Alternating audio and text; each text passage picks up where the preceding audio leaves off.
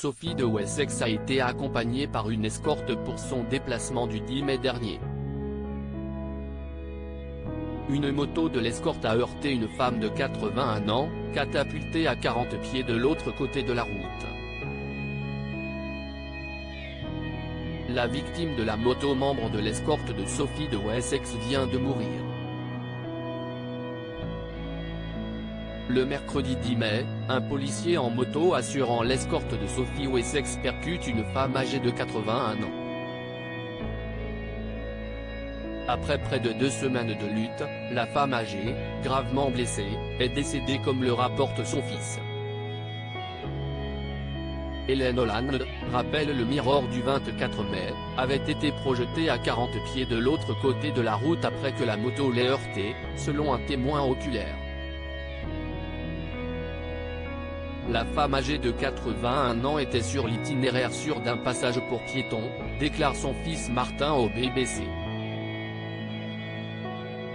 Selon les informations de la police, Hélène Holland a été heurtée à l'intersection de West Cromwell Road et de Warwick Road à Earl's Court, dans l'ouest de Londres.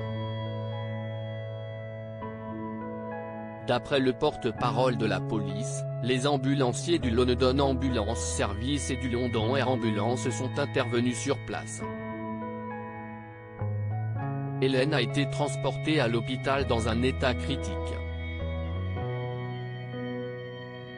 Lors de l'incident, le palais de Buckingham a publié un communiqué disant que l'épouse du prince Edward, Sophie de Wessex, 58 ans, était reconnaissante de la réaction rapide des services d'urgence et qu'elle se tiendrait informée de l'évolution de la situation. Sophie de Wessex, la victime, a subi des dommages irréversibles. Hélène Holland s'était battue pour sa vie pendant près de 2 semaines. Mais des dommages irréversibles au cerveau ont finalement mis fin à son combat, raconte son fils au BBC.